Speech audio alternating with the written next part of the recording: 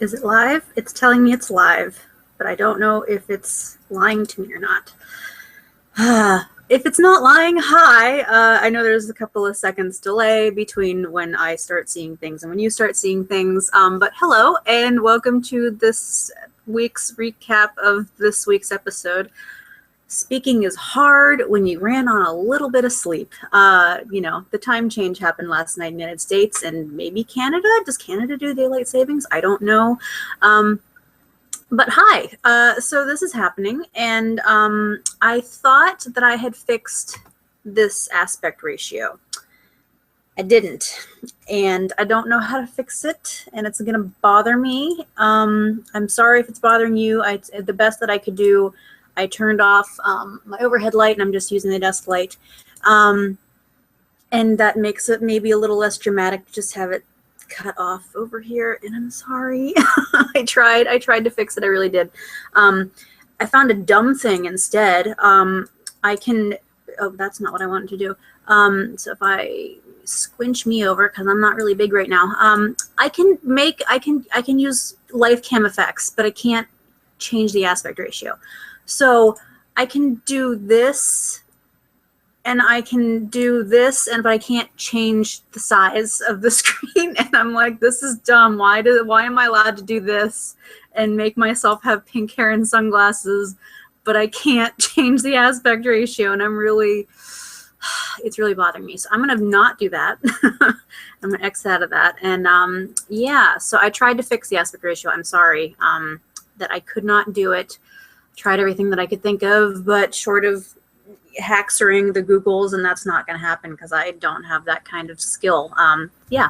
So hi, now that I have rambled on about a lot of things that that nobody cares about but me, let's open this up. So I think this episode might actually be the first episode in quite a while that everybody has declared to be like a good episode overall. Sorry, I'm going to plug in the headphones really quick. I'm not going to use them because I don't need to, but just because I have to check something that opens up boards and I don't want to have that overload. Yeah, I think everybody has pretty much universally, or at least, you know, the West Coast has decided like, hey, this was a good episode. So that's very exciting to see that everybody's pretty on board with what's going on. Let's see, the chat's not up yet. So let me go back to that. So yeah, I'm very pleased to see that like everybody is so far on board with what happened and everybody liked what's going on. And things. I liked it.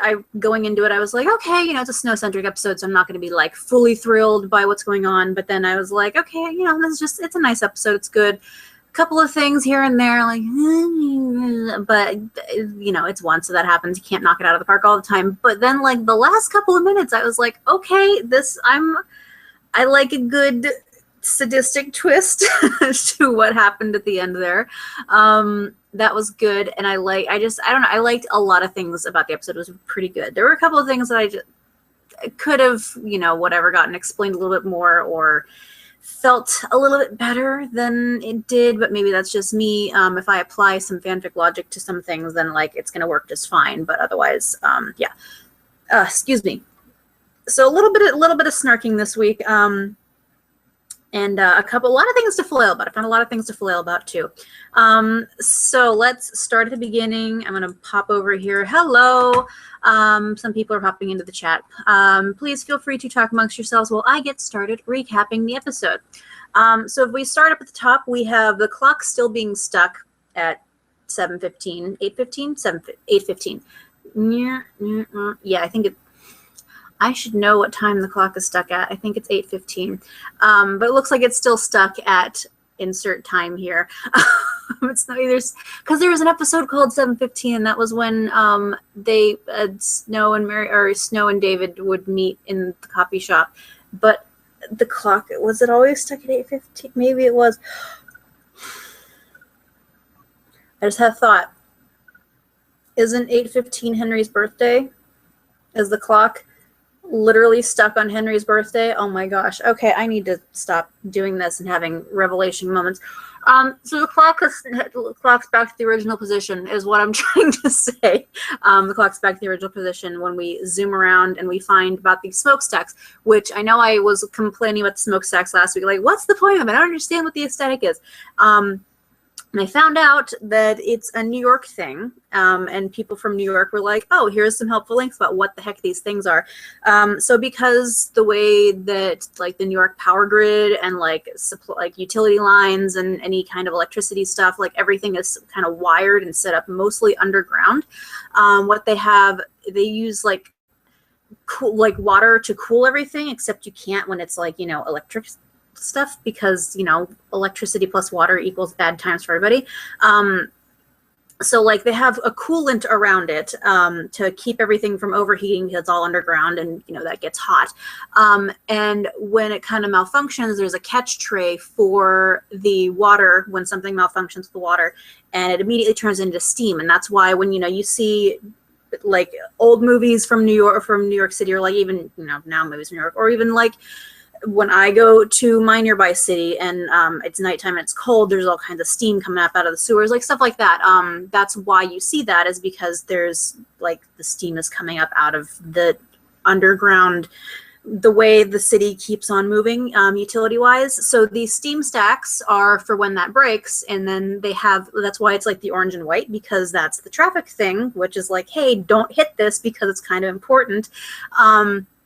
So that's like a maintenance kind of thing. So it's just saying like, hey, this is being worked on, so maybe, you know, drive around it instead of driving through it, because there are people working and this protects everybody. And this also gives the steam a place to funnel out from being in the way of helping to fix everything. So that's what those are. I don't know what they are in relation to the underworld still. I don't know, like maybe the underworld is just broken altogether. I mean, you know, we've seen that with the clock tower, but maybe the underground cooling electricity system thing is broken and we just need smokestacks everywhere, including the middle of the library. We'll find out. It's an aesthetic thing maybe, I don't know, but that's what those actually are. So I found that out. And so we zoomed down the cinder block, or not, we zoomed down the steam stack thing to Killian's own personal cinder block, because instead of being imprisoned somewhere, we just have our own personal cinder blocks. Makes sense, I guess. So apparently nobody can escape, and we all are not allowed to leave our cinder blocks, or else like Cerberus is going to do something. And like, you know, if you don't want people to leave a place, you close them in, like put up some bars or something. Like, you know, Meg's going on about how like, oh, it's good, we can't leave, we have to stay here. Well, or we could, you know, actually leave because there's clearly an open door. So we're just hanging out in these cinder blocks, and Hades beat the ever-loving crap out of Killian because he admitted that, so that's good. And we saw that repeating theme throughout the episode of just Hades deciding that Killian's his personal punching bag for reasons we have yet to find out, other than he's a vindictive kind of guy. So maybe there's going to be something with that later. I don't know. And he knows that Emma's going to come find him. He thinks it's a trick at first, and then he's like, nope, I know, because when you love somebody, you know. And that was my first little moment of the episode. I know that was the sneak peek or whatever, but I don't watch sneak peeks because I like to be surprised by things. So Meg and Killian escape. Sorry, bubble in my throat. Meg and Killian escape. And they get a little bit further down the hall, and then he's like, well, my leg is not going to work. And Meg's like, we're not going to make it. And he's like, well, we're not, but you are, so go. So he tells her to get out of there, and she does. I have some thoughts about Meg.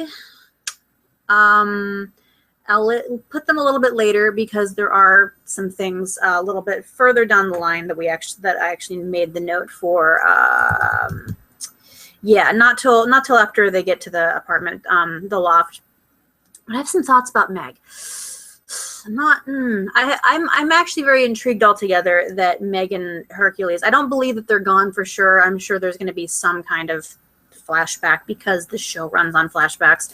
I'm sure there's going to be something that we bounce back to see, because it feels a little weird to me that we would just have them be one-offs when they made like a big thing like, oh, they cast Meg and Hercules, unless there's a red herring. I'm not really sure. Maybe they're only using their guest characters for one-offs again. I don't know, because I know there was a lot of talk about, at the end of 5A, there was a lot of chatter from the fan base of like, hey, so you guys always put a lot of stuff on your plate and you don't always follow through. Maybe stop doing that. I don't know. We'll see. But I did think it was very interesting that we had Hercules and Meg, and then bye at the end of the episode. It was, you know, at least we got confirmation that they're unfinished business. But we didn't get, I'll leave that for a little bit later. Meg is, I have thoughts.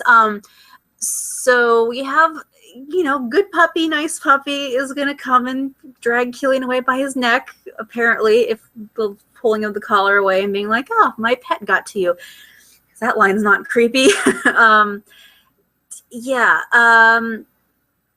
And before I get to the flashback, so we have Snow and Charming walking around the graveyard for some reason. And I think it's interesting that Snow, like, I know that everybody in this part of the underworld is there for a reason. And for some reason, Hades is mad when people go to their next life, when that's what they're supposed to be doing. I don't know.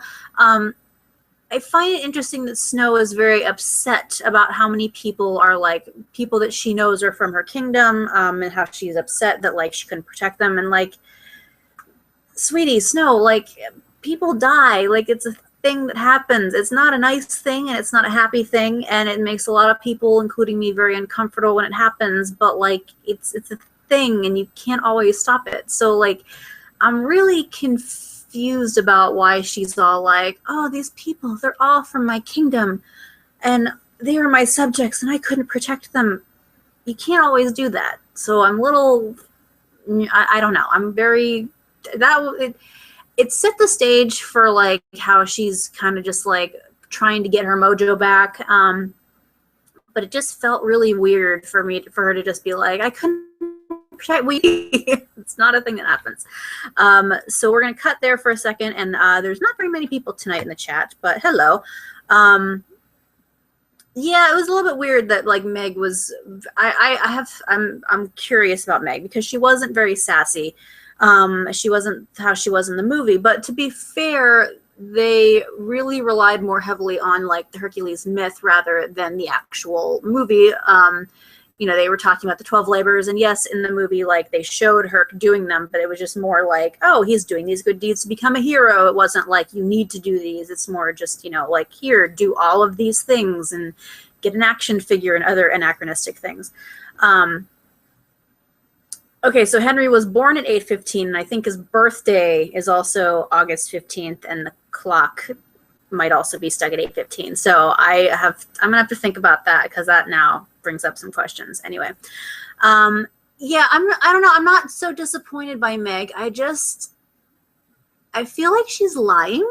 Like, why was Cerberus chasing her to begin with when, you know, she ran into Herc and then Herc died, and then she conveniently died right after that, and then Cerberus is still chasing her around? I feel like my BS meter is tingling a little bit. I'm not really sure. So I'm very curious as to what her deal is, because I just got the inkling that something's not quite right. So this is my caffeine because, again, we lost an hour last night, and I'm very grumpy about that. Yeah, very strange that she's just like, yeah, so this monster keeps chasing me. Why? I did not get enough answers, and I would like more of them, but I am not the show writer, fortunately, because other things would have already happened by now that haven't happened. Yeah, so Snow subjects. So then we have a flashback after we realize that Hercules is down here, and Hercules was apparently a member of Snow's, or he was a subject in her kingdom. So remember when Hercules said, "Can you keep a secret?" Remember what Snow's worst habit is? I wonder how many people know that Hercules almost failed his first labor. I'm getting ahead of myself. So I really liked that they just had this. I think they might just not have been able to get King Leopold back, the guy who plays him, because he is, from what I remember, the guy who plays Leopold is kind of like a, whoa, that's okay, kind of an actor, like a, how did you afford that kind of actor? So I'm very curious. So they kind of hand waved him away and was like, oh, he's on a trade agreement mission type thing. Don't worry about it. But I did like that they had Regina and Snow holding court, and Snow's obviously a little bit older now, so she's probably 15, 16 years old. Close to when Regina murdered Leopold, but not quite there yet because she hasn't turned into Jennifer Goodwin. I just liked that. I didn't like that they were just like, what are you going to do? And then Snow just runs out of the castle. She stops and gets a cloak, and then she leaves. Porqué? That struck me as very weird. And I know, like, you needed to get her out of the castle, but, like, really, I don't know. It felt very weird. But I guess if you apply, like, if I was in her head, if I was writing the scene, then I'd be like, okay, so she's overwhelmed, and like Regina is, putting all this extra pressure on her, and she's like, I need to just get out of here. Because, like, how many fics have we written, or at least, Captain Swan fan has written of, like, Emma being like, I'm tired of my royal duties. I'm going to go ride my horse and get out of here for a while. Because bratty princess.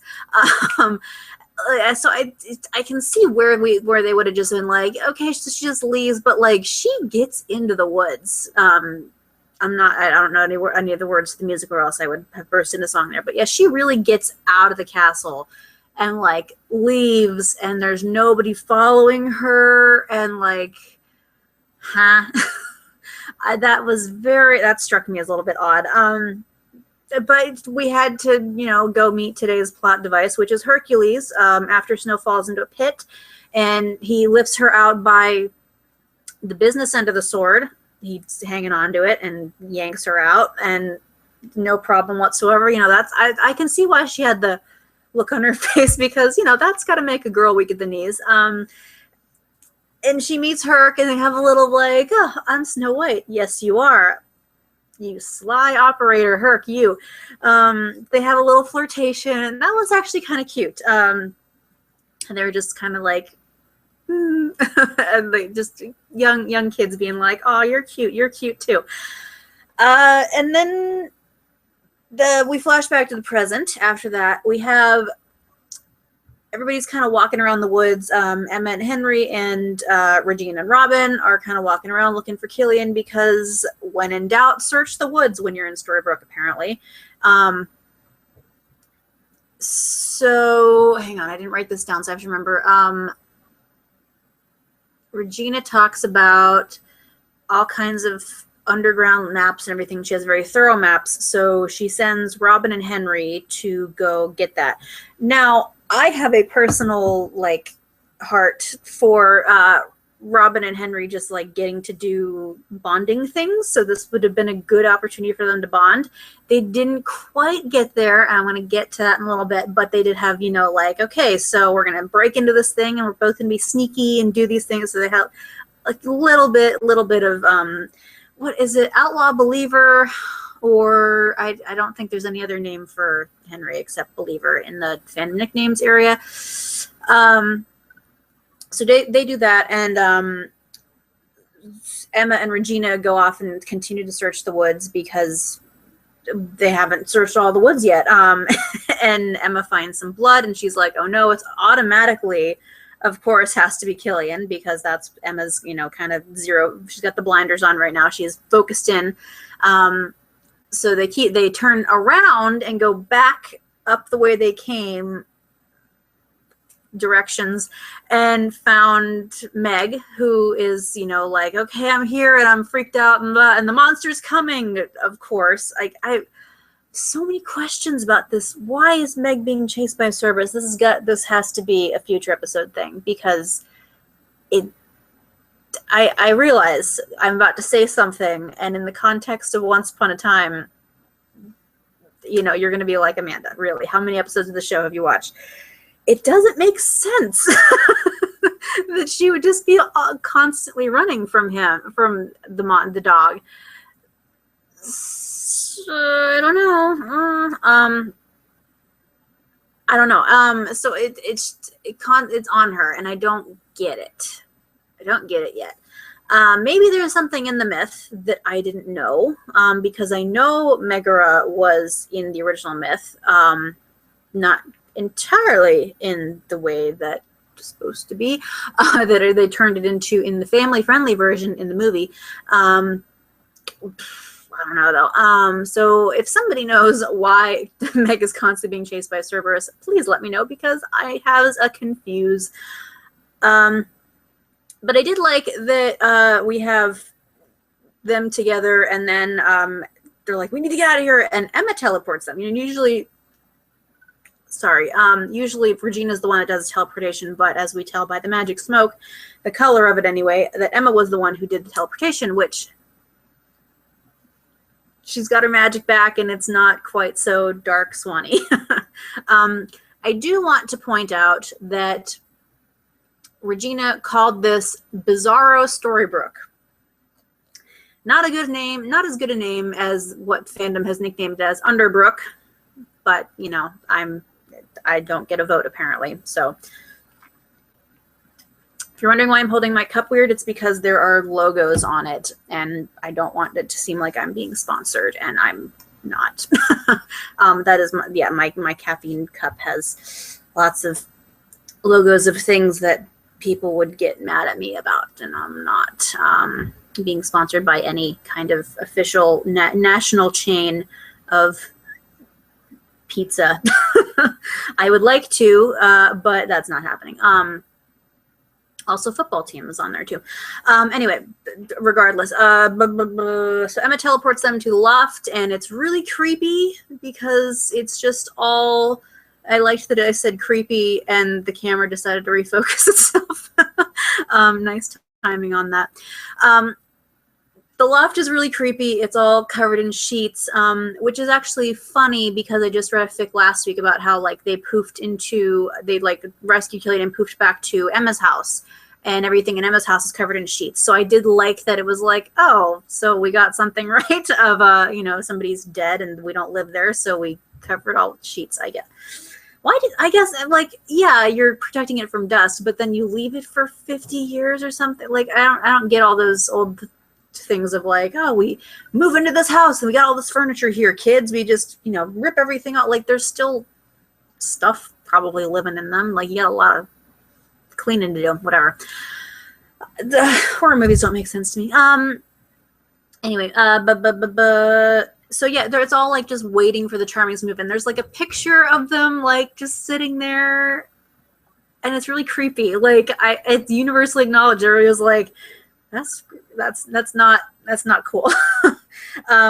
Though somebody did point out that it was probably like if they had any unfinished business, which knowing the Charmings and how they are, it would probably be that like one of them would die and then the other one would like they'd wait for the other one to join them, and that's the unfinished business because Snow and David. But I still don't think that's how it would work because they share a heart. And I feel like if, you know, you have two halves of the same heart, if one half stops beating, the other half's got to stop beating too. So I don't know. Maybe their family. I don't know. I'm not even going to try to begin to speculate on what exactly the Charming's unfinished business is. Because, yeah, things are happening. I did like that Regina had that nice. Regina had some good zingers this episode. So she had it'll be a cold day in hell when I move in with the Charming. So that was a nice zinger. I liked that. And this is the scene where I started to wonder if Meg is acting up because she's like, okay, we're safe. And like, she's still like, like, I keep it all huddled up and like, I get that she's scared out of her mind, but like, she doesn't relax once. And I'm so confused. I just don't get why she's like, my lie detector is pinging, and I feel like Meg is lying about something, and I haven't figured it. It's driving me nuts that I can't figure it out. It's like, because she worked for Hades in the Disney movie. I don't know her purpose other than like eventually her went crazy and killed her and all their children. Or maybe Hera did it. I don't know. Hera killed a lot of people. Maybe she probably did it. But like, it just feels weird that like Cerberus was chasing her, and then Herc found her, and then he died, and then oopsie daisy, she died too, and then they never crossed paths in the underworld ever. And then it's still chasing her, and I don't. She's lying about something, and I'm going to stick to the party line until I'm proven otherwise. And I'm totally fine. Again, as usual, I'm totally fine, and I look forward to being proven wrong. But, nah. Yeah, okay, so I'm going to pop into the comments really quickly. Oh, there's not that many. Guys, you're not chatting that much this week. So, Meg is the once version of Persephone. Oh, yeah, well, I don't think we haven't heard any casting news about Persephone. Maybe if there was, then I didn't hear about it because I try to block out as many as possible. But usually the casting stuff gets through my filters. I don't know if Hades. Well, I mean, maybe Hades just needs to find his Persephone, and then he'd find his chill because, like, dude needs something. I mean, the pedicures apparently aren't doing enough for him. I don't think they would go, like, Rumbeller's fingers and ears, please. I like, just knowing the way that they're handling the Rumbell storyline, I don't see them doing Hades being the abusive husband route. Like, that's not how the show works because it hasn't worked that way so far. So, like, and I realize that it's a completely different style of abuse. It's you know, emotional manipulation and all that.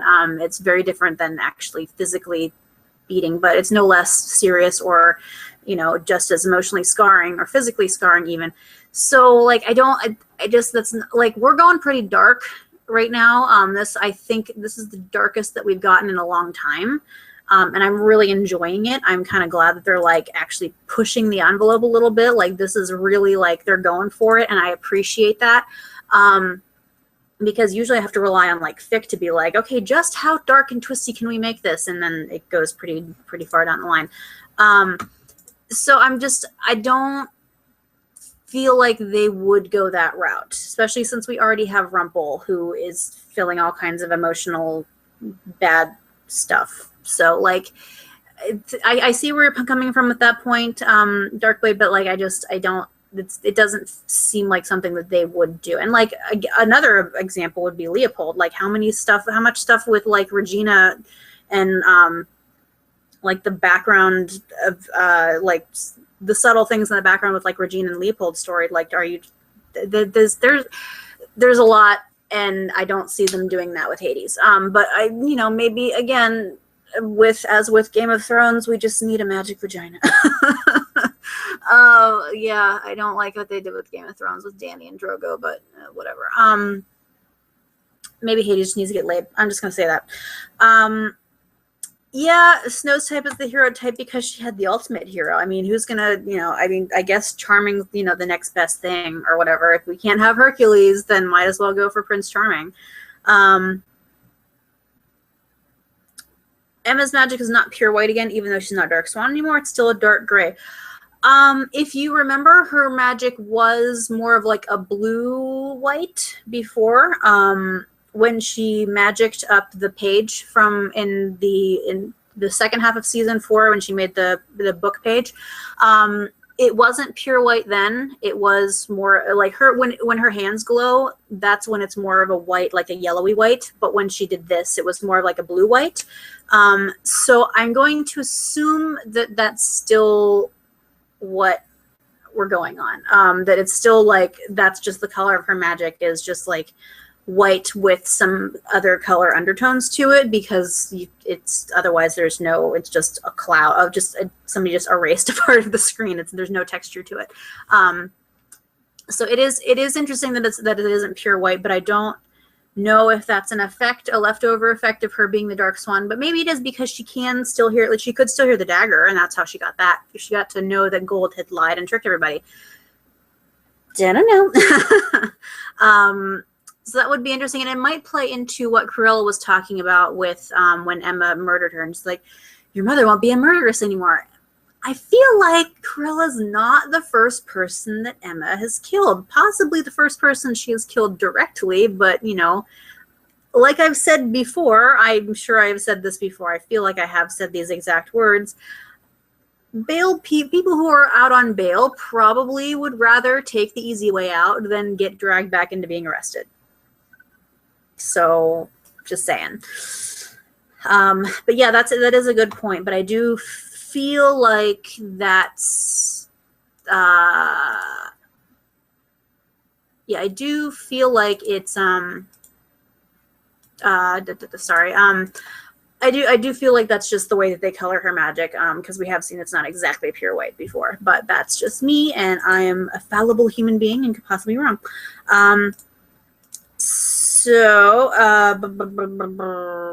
Yeah, so I did talk that we were seeing the more mythological Herc. He's a demigod. His father is Zeus, and his mother is immortal. He did say that. So we are going more into the myths. He talked about the 12 labors that he has to do, and he's almost done all of them. He just has to defeat Cerberus, and we all know how that turned out. And I did kind of like this, that this was like the story of how Snow became Snow, and then like this is the episode when Snow got her mojo back. So we had David being trained by Anna back in season 4, and that's how we learned how to be a swordsman and do stuff. And then we have Snow, and she was trained by Herc. I'm not saying that Snow got possibly the better end of the deal here, but I might be saying that Snow got the better end of the deal here. Just by virtue of, like, you know, demigod, and he's very cute and very strong and all of that. And it was a very cute little montage of, like, this gives me an excuse to be around you more, and he's obviously, like, not saying an excuse to, like, correct your form and all those other things that, you know, everybody writes when they're writing training montages. So they had these cute little moments of, like, I'm going to correct your aim, and if it had gone on longer, there would have been definitely some more flirtations.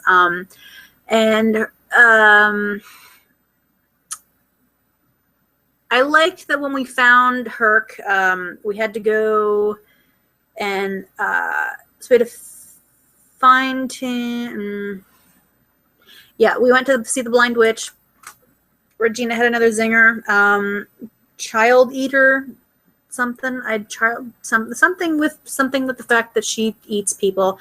And she said that he comes in on his lunch breaks.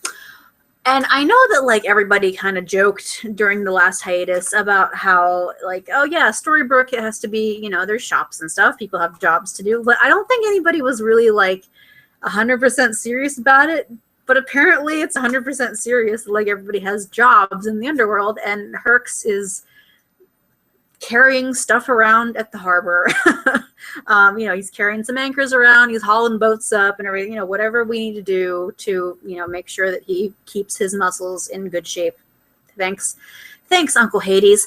And he's really sad that she grew up and she has a son and a daughter and a grandson, and he's all like, you're not a grandmother. Well, it's kind of a long story. Sit down, it's a very long one. Herc will explain later. So he's really sad she grew up, but they had kind of a cute little reunion. So I think he's more glad that, like, she grew up and, like, she did become the hero that he thought that she could be. And he stopped saying, So she calls it, she's like, okay, so we need your help. And then we flash to Killian being dragged into Hades' throne room and just thrown on the floor. And, you know, I would like to state that I am very much like, you know, this really sucks. And I'm sad to see him all beaten up and bloodied.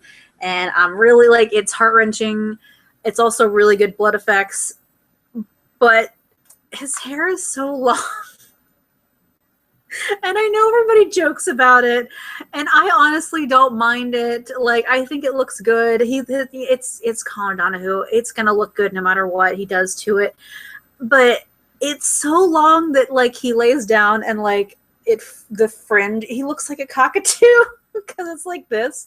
He's like laying on the ground like this, and then like it's flipping forward. Like, it's ridiculous. And I love it, but I just had to laugh about it because I was just like, oh, I know you had to grow it longer because you were in that movie where you played the creepy professor, but gonna hope that somebody gets a pair of scissors here soon. Just so we stop with the cockatoo hair.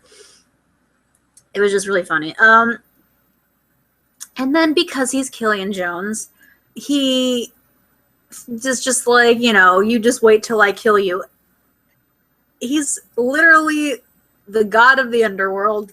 Find your chill, Killian Jones. I realize that in the last couple hundred years, you have, you know, gone to Neverland and tried to find a way to kill the Dark One that can't be killed by any other way than his dagger. You have crossed swords with Peter Pan, who is the hellion of everything. You have threatened another god before. He has no chill. I'm aware of this. But possibly, maybe, he could find the time to find some chill. Because, for realsies. He's threatening, he's just on the ground, beaten and bloodied, like threatening him because he has nothing left to do except be like, do your worst because I'm going to do it right back at you. And, ugh. And Hades is like, all right, let's do this. And then we cut to Robin and Henry breaking into the office, except they can't because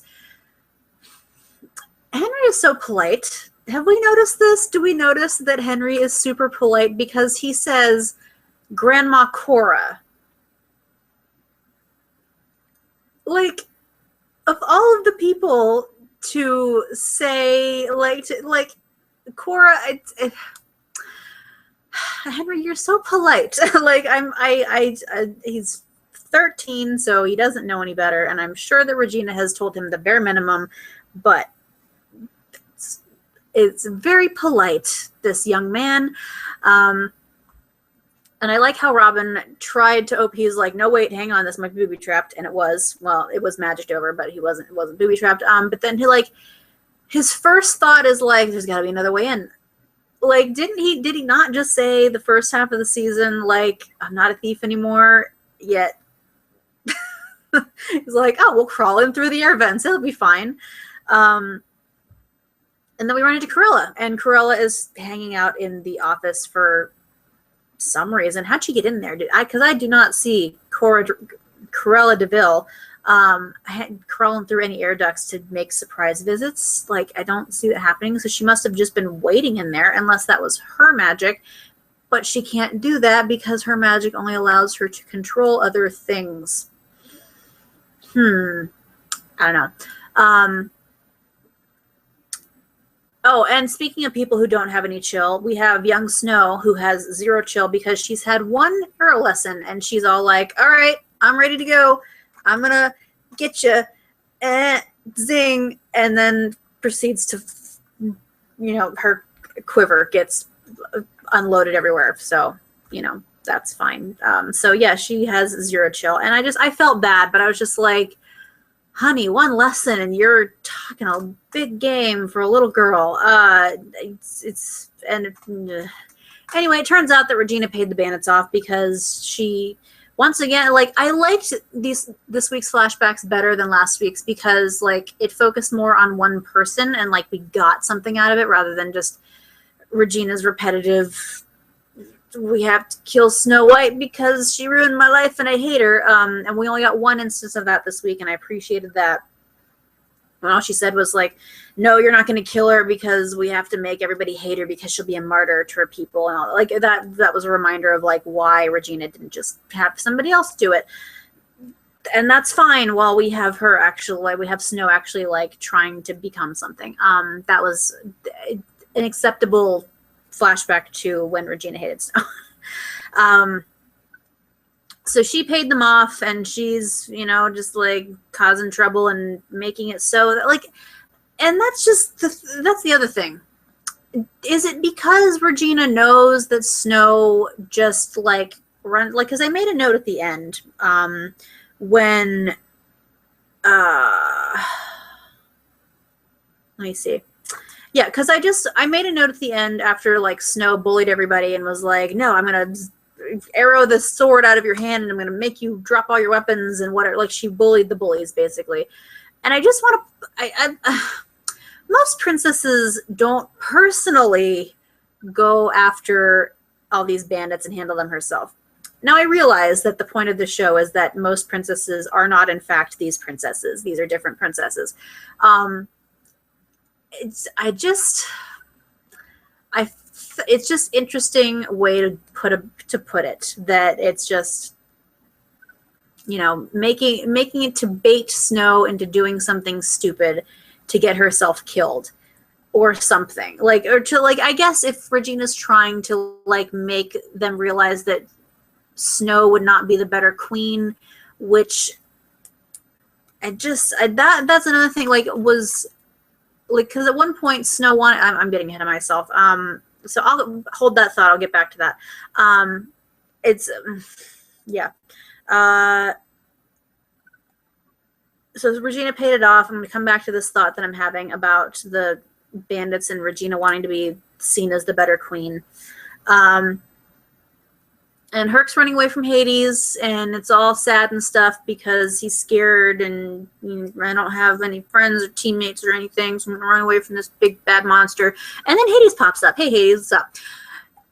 I liked, I did like that Hercules is just like, Uncle, you can't do this. Like, I don't think I've ever heard, like, and I didn't watch like the old Xena or Hercules or those shows because I was very little when those were on. So I don't know if this is a common thing to have people, or to have Hercules calling Hades uncle. It's true. It's certainly true. It just struck me as a little funny. So he's very intent on this, like, don't get between me and my family, or I'm going to get between yours. And, like, that seemed a bit weird to me, just because, like, you have him hauling boats around and doing dock works. You're not, like, having maybe he is having Hercules over for Friday night dinners and they get caught up on family stuff. I don't know.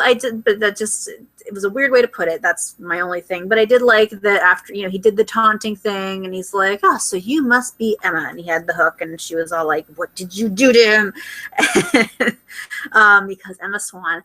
And he's like, it's nothing compared to what I'm going to do. And I'm like, oh, we have to have this exchange because it's old and tired, but whatever. It works for a reason, I guess. But I did like that he had, it was a nice, different way of poofing out of a scene. So his teleport was with the blue fire. It was very well done. I liked that. I'm going to pop over into this now. Yeah, Emma did kill the dragon. So Maleficent, she did kill that. But I don't know. Maybe they were like, well, she wasn't a person, so it's not the same. But, like, Maleficent is a person, so I don't know. But she killed her in dragon form, so it doesn't count. Just like when Lily was created, it doesn't count. Yes, Little Snow, BAILEE did such a good job. She, like, honest to God, I, for a little while, thought that they dubbed over Ginny's voice onto her because the facial expressions, she was nailing everything. Like, the little verbal tics. It's almost like everybody's a professional actor. She just from the last time that we've seen her, because it has been a little while since we've seen BAILEE Madison on the show.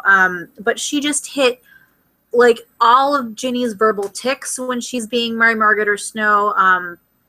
She had like the little wavers. She had like she dropped her voice down because just to try and match, like, she is older now, so like she is a little bit closer to her vocal maturity to Jennifer Goodwin now, but like just she did such a good job, and I actually like did like I honestly did believe that they dubbed over Ginny's voice, because Bailey's a little older now, so she's like 50, I think she's like 16 or 17 now, maybe 18. So she could play like teenager Snow now, not just like teeny tiny little baby Snow. But she did a really good job. I was really, really impressed by her. I actually tweeted to her. I was like, "You're knocking it out of the park, girl."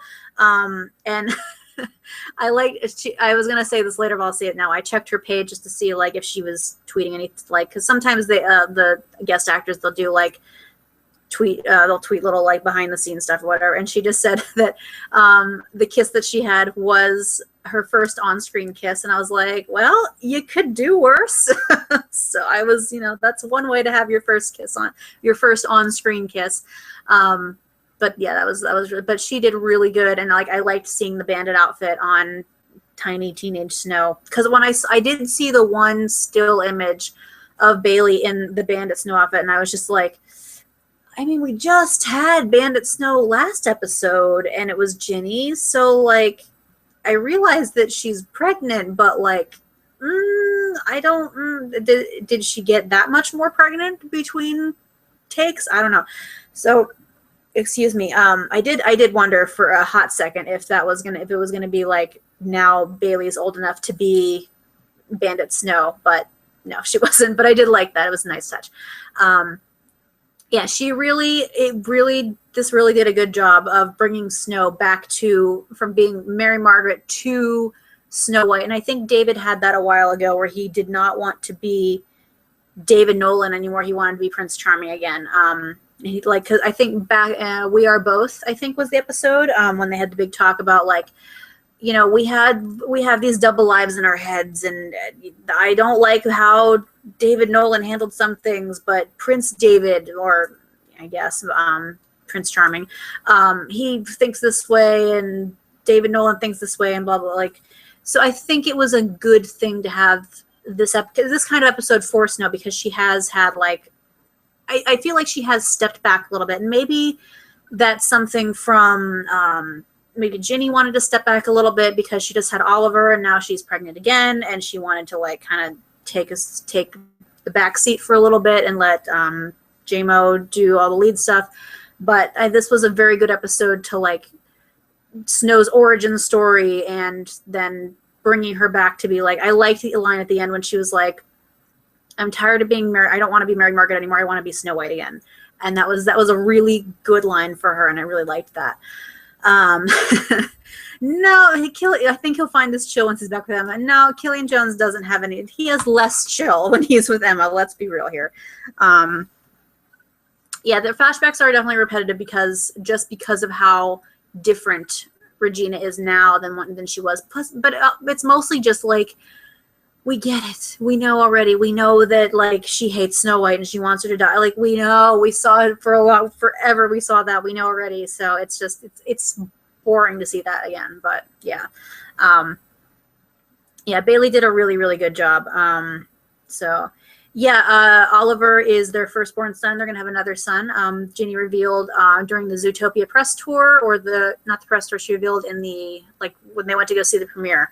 She said they're having another boy. So they're gonna have two boys, Oliver and Baby Gosh, which not to be confused with Baby Oshkosh Bagosh. All right, so back to this. So we have Cruella and Henry. This was an interesting scene, and I think it's going to set up some interesting things for Henry going forward, because Henry is kind of due for some teenage angst, because teenagers on television, I guess. But I just liked that Cruella was just like, she knows that she's in trouble. Like, she knows that when she finished, like, if she moved on to the next life, there's nothing good waiting for her there. She's a crazy person, and she's not going to the good place. She's going to the bad place. She's going to be grabbed by the fire and dragged down. And she had to mention twice that there's no Jinn in hell or anywhere else, and she's very disappointed by that. She has her priorities straight. But I liked this was a manipulation, because, like, I don't like it, obviously, but I like, for plot reasons, I like it. for character development reasons, I like it.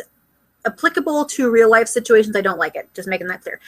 So I do like that she's kind of playing on Henry, and I like that it was, Henry broke the pen, and he can't bring, like, the apprentice is like, you can't bring your dad back because if you die in the game, you die in real life. Well, you know what I mean. Whereas now we're going to bring Killian back, and we couldn't bring Neil back. So they're kind of, in a roundabout way, they are addressing that thing where a lot of people were upset about. So that's interesting. I think it's going to be interesting where Cruella, it's a magic pen. So I do like that, magic is like energy and it can't be created or destroyed, it just goes somewhere else. So we have to find where that somewhere else is. And so we can do something about it. So she wants him to find the pen or whatever the pen is now or the magic is now inhabiting, and then Henry can bring her back to life. Whether or not he'll actually do that, I don't know. And I'm gonna be interested to see how this plays out. Just because, again, he was told one thing and then it turns out another way, or is Cruella just doubly lying to him? Who knows? I don't know. I didn't write the show, unfortunately. But I am very interested to see how they go through with that and how that's going to affect Henry and his relationship with everybody else. Because, again, Henry is such a good kid. He's, probably the straight A student, and he eats granola for breakfast every morning, and he brushes his teeth 3 times a day and flosses every day. And, he's typical good kid who has, a thief for a father and a thief and a pirate for a stepfather. So, it should be popping up here soon. But yeah, I think it'll be interesting to see what this whole pen thing. But again, I don't think Cruella is the first person that, using that as like the manipulation of like, oh, your mother won't be a murderess anymore. I don't think that erases it. I don't. Also, you're pretty sure that's not true. So just saying. I liked, we go back to the loft and we have Mary Margaret and Regina, and I liked they had a little bit of a role reversal here. Very rarely, if ever, do we have Snow being kind of down in the dumps, and then Regina's the one to build her back up. So usually if Snow's kind of down, we have David, or if Regina's down, we have Snow or Emma. And in this case, we had a pairing that really needs to be explored more because family and other things. And it's, Snow's being practical, which is never how she is. She is blind optimism. And Regina has to be kind of maybe not quite blindly optimistic, but she's trying to be more optimistic and build Mary Margaret back up. And I thought it was just, that was a really good switch on how it normally is. Excuse me. And like Mary Margaret's being very self-aware when she's just like, I give all these hope speeches and that's all I got. I don't have anything else. And Regina's got to be like, hello, like I spent how long trying to kill you and that didn't work. Clearly I got something going for you. And the thing is, like, Mary Margaret's hope speeches do work. Like, we do, want her to put a quarter in the hope jar every time she does it. But it works because that's her thing. But I still get that, she doesn't feel like who she was. And she needs to, again, get her mojo back. This whole episode was about Snow getting her mojo back. And I liked that immediately after that, we have it flashing back to Snow in her bandit outfit, young Snow, and she's running away. And she just is like, maybe, if I just quit being a princess and Regina can be the queen and she can do whatever she wants, it'll be fine. Like, because of this one incident, because, again, she's 15, 16 years old, probably here. Everything is the most dramatic thing in the world. I have been a 16-year-old girl. Everything is the most dramatic thing in the world. So she's giving up, and she's like, I'm not going to be a princess anymore. I shouldn't say that, but that's the thing that I got out of it. She doesn't want to be queen because she clearly can't handle going after bandits herself, even though she has a whole army at her command. Teenagers. But then Hercule picked her back up. Not literally, though she probably would have liked that, but he's like, no, we're going to do this and keep us. I think that's the point where he said, can you keep a secret? And Snow White can't keep secrets, so probably not. So that happened. And again, this is where I was just like, it really like struck me like just how good BAILEE has gotten at mimicking Ginny's speech patterns. Like the older, like she really is just becoming like tiny Jennifer Goodwin. And I'm just like, so we go back to Herc lugging some anchors around, and I think this is where he and Snow had the little conversation about like, you know, we can do it because you have help this time, and hope speeches. We go back to we went back to the loft, and I think Emma is there with Charming and Meg, and I can't remember if anybody else is there, because I didn't take any notes other than just Cerberus attacked, and like you just see Emma's bed come flying out of the loft. It's like, well, there goes the beds. Hope nobody wanted to sleep in that. The loft is now destroyed. Then Cerberus comes in, and they're like, okay, we gotta run, and everybody starts running away, and everybody separates because why not? And then we get to the point where I said earlier about Snow's bullying the bullies and like, you know, get away from my friends because I'm bigger and tougher than you and whatever. And then, so I wanted to get back to this point. That's right. So princesses don't go out and personally handle bandits themselves, and Regina is paying these guys to do this because reasons. And I think the reasons are because she doesn't, like, she can't just have somebody kill her, because then she's going to be a martyr. So I think she's like purposely setting up something like this to like bait Snow, because Snow's very stubborn and takes her responsibilities seriously. And like, for some reason, this one was not working for her, and I don't really get why. Maybe it's this is the first one that she's like, no, you directly have to go out there and do this. Because like she did kind of word it really weirdly of like, don't worry, my stepdaughter will take care of everything. So I think like Snow took that as, I have to do this personally, which again, teenagers. So I really feel like this was Regina trying to, like, she wanted people to not make her a martyr when Snow died, in Regina's head when Snow died. So I think by doing this and like giving her a public area in which to fail, this would make people not believe in Snow very much anymore. And again, we already had the one scene where she tried to pull another arrow out of the quiver and it all just fell on the ground. That was in front of everybody, and then Herc had to step in. And if this was from Snow's point of view, then we would have seen that it was very embarrassing, and she's like, I quit, I can't do this anymore, I'm terrible. And it's like, well, honey, you tried once, so maybe try again before you say you fail at it. And this is just, it was good for Regina to put this in place. Like it definitely backfired on her, because like it gave Snow like skills to back up other stuff later. So I'm pretty sure Regina wasn't counting on that. She was counting on Snow failing and then giving up. But she forgot that Snow is very stubborn. And that she's good at getting people to believe in her and being on her side. Or at least this is where I think Snow discovered that she's good at getting people to believe in her and have on her side.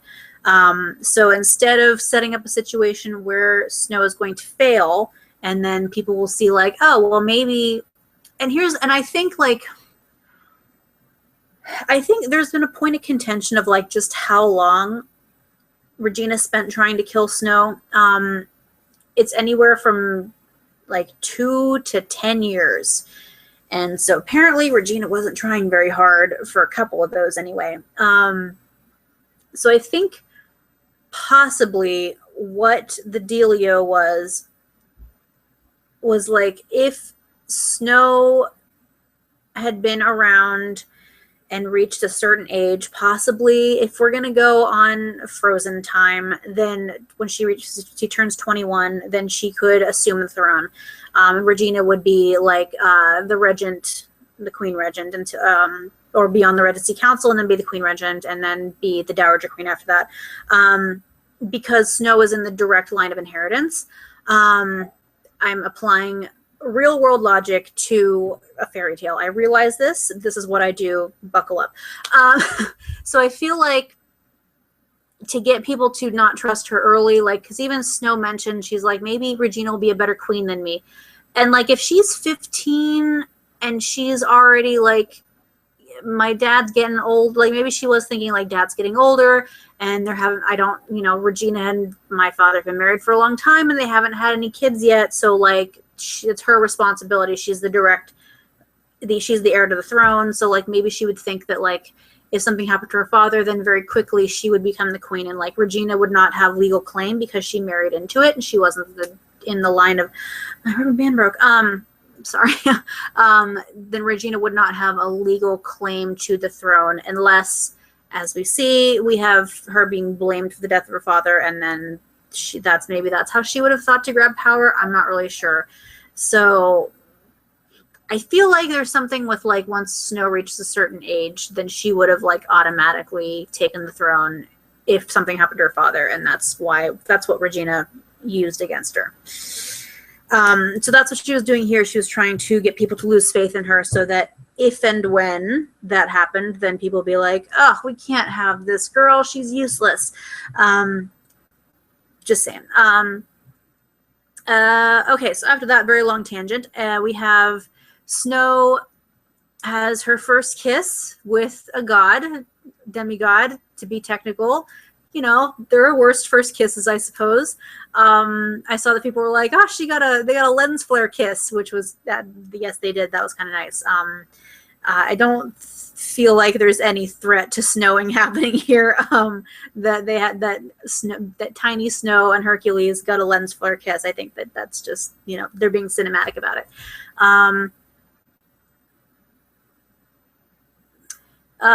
Okay, so we had Meg hiding behind the clock tower, and that's the point where I was like, really like, yeah, I'm 99% sure that Meg is lying and she's actually working for Hades.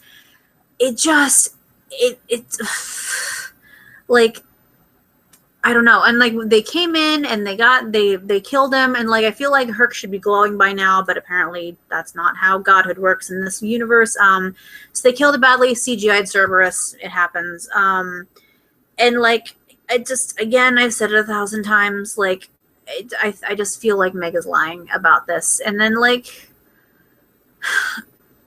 I have questions. Like, what was Meg's unfinished business? And, like, they just get to go together?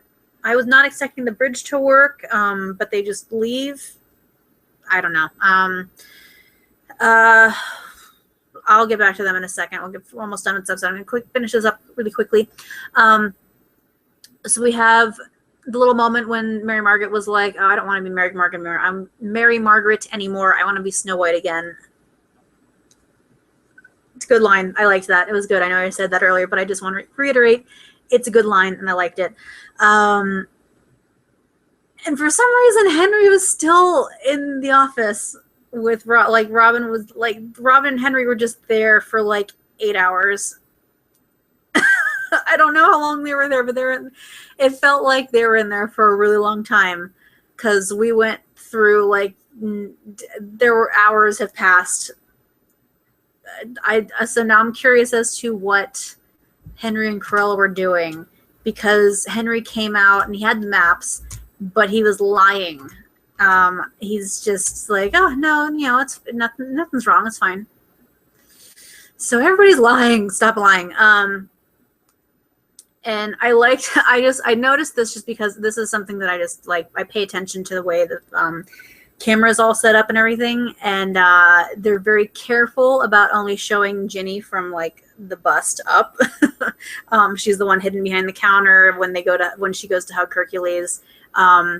They're very carefully framing it so that you only see her from me, maybe a little bit lower, this much, just to, hide the fact that she is pregnant. She shouldn't be in the show right now. And the bridge worked. I wasn't expecting the bridge to work. And I'm very interested to see if Herc and Meg are going to be one-off characters. I don't think that they are. They might pop up back again later for reasons. But I just kind of laughed that they were one-off characters. Okay, so now we're getting into the good parts. So we have Killian's kind of like just dying, like, ugh. No, he can't die because he's already dead. But he's just like, and Hades comes in and gives a sassy little speech. And he's like, I wrote this line down just because I thought it was funny. My vindictive side. Did you know that I have one? And I'm like, you're going to be fun. He's going to be fun to be with. He's going to be a fun villain. I like it. I like villains like this who are just like, they know when to use their sense of humor to be like just to show just how twisted they are. I think Hades is going to be a good villain for us to have because he just doesn't care. But he does care, and that's the other thing. Like, he cares about like the way that his world is working and people are screwing it up. Like, he has a reason to be pissed, but we don't know why, because you're also not doing your job. So I'm very interested to see where this goes with Hades. And so he has this giant thing, and it took me I'm like, why did we have a giant screwdriver? Because it looked like a giant flathead screwdriver. And I'm like, is he supposed to stab people with, like, I don't want to be stabbed with a screwdriver. I don't know about you guys, but I don't, because that seems painful. I mean, being stabbed in general seems painful, but a screwdriver just makes it seem a little worse. But it turns out that it's a chisel. And Hades is pissed off enough that he's like, for every single soul that I lose, one has to stay, and you have to choose which of your friends stay. And Hades has lost 3 already, and now Killian has to choose which 3 of the group has to stay. And that's the point when I went, because I love a good sadistic twist like this. This is the kind of stuff that I don't live for this, but it's a good evil, like, oh, this is a good bad guy. He's just like, you know what? I'm not getting my way. So F you and everything you stand for. we're, you know, an eye for an eye, except in this case, a soul for a soul. So it's going to be interesting. And some people were saying, you know, I just wanted to write rumple, rumple, rumple across the board. But that's, you know, I think obviously Rumpelstiltskin's going to be the first one that he puts down. But it's going to be interesting to see what happens. Yeah, I liked that. That was a good twist. And I think that's going to be fun to play with. I'm very interested to see where they go with that in the future. And the preview for next week, I don't know about you guys, but putting Rumpelstiltskin and Hades in a deal together is not my idea of a good time. I mean, it is, because it's going to be delightfully bad, but it's not going to work out very well for everybody else. And then we have Killian's all tied up. I feel like that's not going to be the real Killian. All chained up over this thing that Emma's trying to walk across, and she's trying to save him, and my heart. But oh yeah, I think it's gonna be a dummy, but we'll see.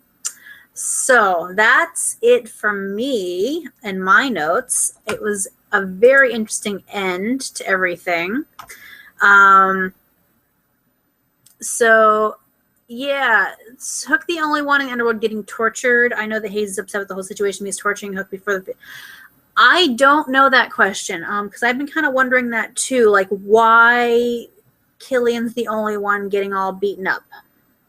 I don't know, because it really does look like he's like the special case, and like, but why is the question? Why is he the special case? Why is he getting beaten up so much? I don't know, because it does look like he's the only one that's being beaten up right now. So I don't know. I really don't know. Yeah, we did Lampshade Snow's hope speeches. That was funny. Did he have the maps? I thought I saw white paper. I thought I saw white something that he had. I thought he had something. Maybe he didn't have it. Maybe I wasn't paying attention. Maybe I need to rewatch the episode and see that. But yeah, I thought that he had them. But he was in there for a really long time, so I don't know.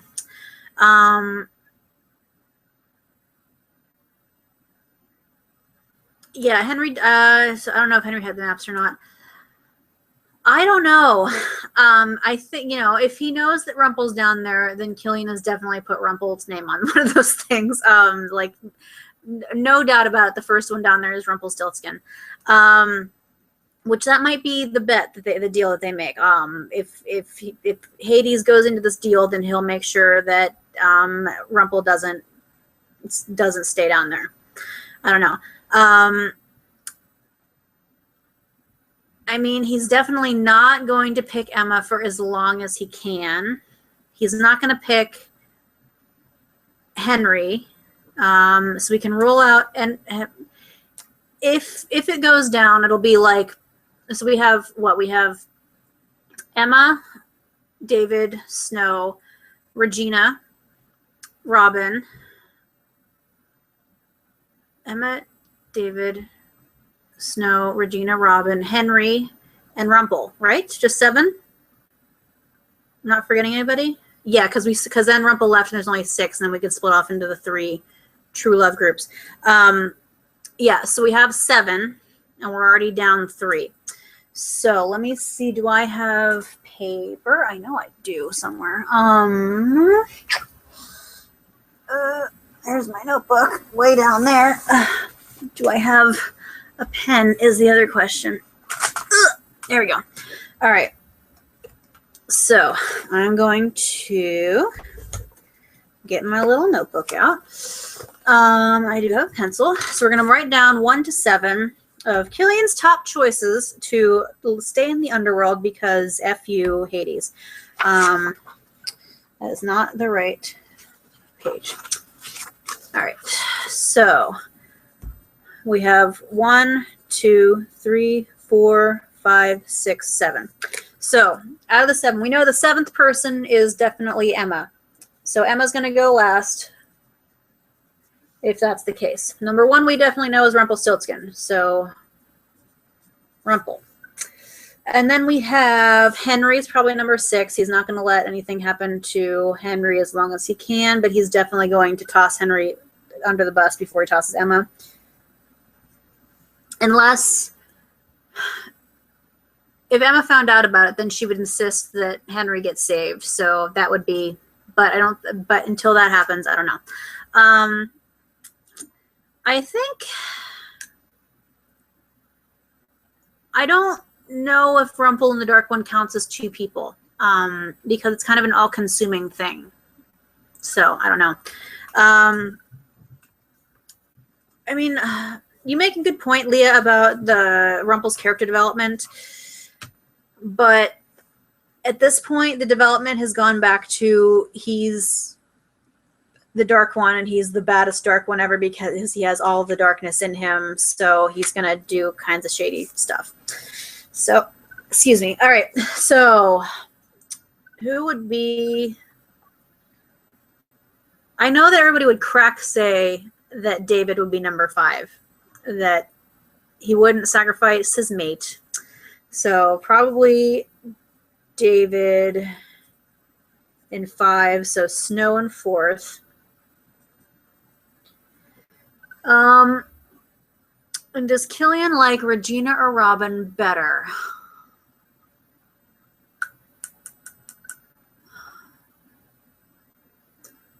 I don't know. Because, like, Regina, he understands Regina a little bit better, but he's known her longer than he's known Robin. And even though they're starting to be friends, I could see him being like, sorry. Yeah. So maybe he would have more history with Regina. So we would do Robin 2nd. And Regina 3rd. So The order of, I don't even know if you guys can read this in my terrible handwriting because I wasn't even, can this be seen? No, and I don't even know if you can see it the right way. 1 through 7. So it feels like a kill, marry, screw list. So he'd kill Rumpel first, Robin second, sacrifice Regina third, then Snow, and then David, and then Henry, and then finally Emma. So I don't know. We'll see how that works out. But that's my guesses are written down now. I should have a pen so I'm not writing in this drawing this H level lead pencil. So yeah, I don't know. I'm interested to see how that works out and if he's going to do something else. I don't know. So does anybody have anything else? Because I think, like, really this episode overall was very good. There were a lot of highs. There were a couple of moments, but, you know, they all can't be perfect. But this came very close to it. So does anybody have any other points of conversation? Because I think we might actually be finished in a little over an hour today. And that's the shortest one we've had in a little while. I'm going to let the chat go for a second. I'm going to refresh a couple of things to make sure that nothing catastrophic has been happening in the last forever. Let's see. Oh my gosh. Sorry, I just checked Twitter to make sure nobody was tweeting at me or anything. And Colin just retweeted Emily DeRavin, or her people, or whoever is in charge of Emily's Twitter. She has had a baby. She's had her little girl, was born yesterday. Vera Audrey DeRavin Billich. Bilitch, which I'm assuming is Emily's husband's name. So, yay, congratulations, Emily and her husband, whose name I don't know, and I'm sorry about that, but they had their daughter yesterday. So that's a nice note to end on. Okay. I don't know if I can end on a better note than that. So, yay, Emily had her baby. And for the rest of it, I'm gonna call it there because I don't think I can end on a better note than that. So yay, baby was born. And thank you guys so much for watching. I will see you next week, same time, same bat channel, other things. And yay, babies. All right, I will see you guys next week. Bye.